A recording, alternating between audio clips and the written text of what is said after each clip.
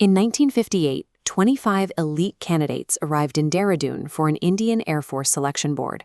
The math was simple, only 8 positions available.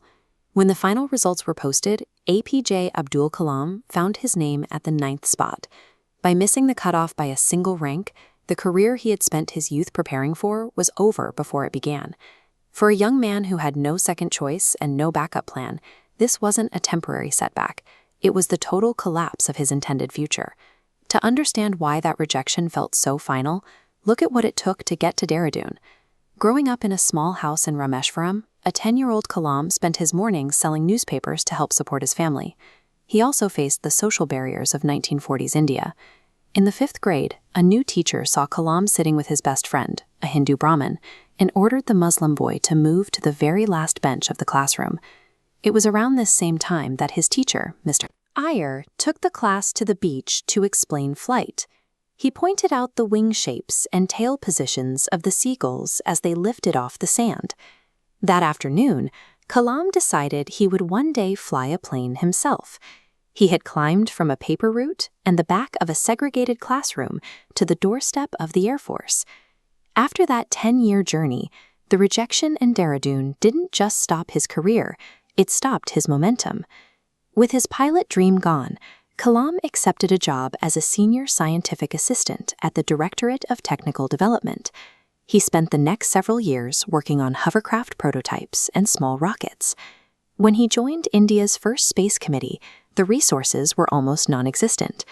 The team converted an old church in the fishing village of Thumba into a makeshift laboratory and used the bishop's house as their office.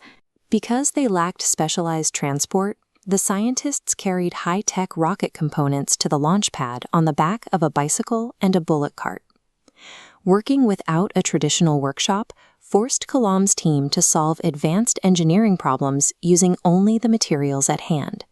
They were learning how to build a space program from zero.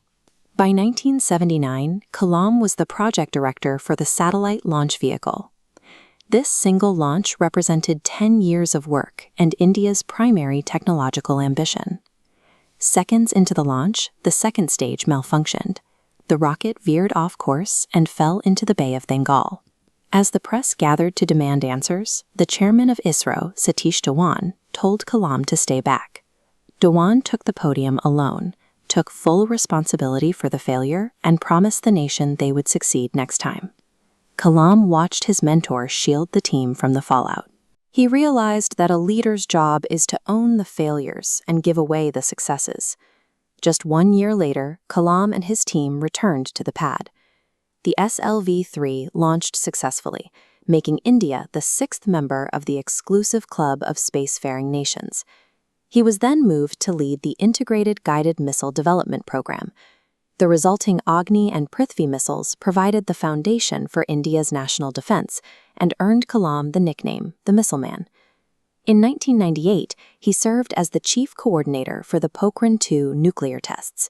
He and his team worked in the Rajasthan desert, timing their movements to avoid detection by CIA surveillance satellites. The success of these projects transformed India's position on the global stage.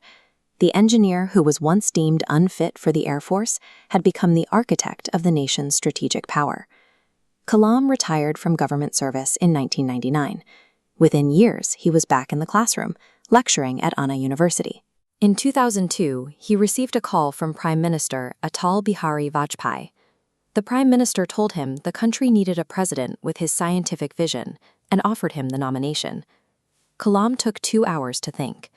He accepted the role, using the presidency as a platform to push for Vision 2020, a plan to turn India into a developed nation through education and technology. On July 27, 2015, Dr. Kalam was doing what he had always done, teaching. He suffered a heart attack while delivering a lecture at IIM Shillong, passing away in front of a room full of students. Kalam often told students that the best brains in the nation could be found on the last benches of the classroom. He is proof a career is not defined by the dreams that are taken away, but by what you build with the energy that remains.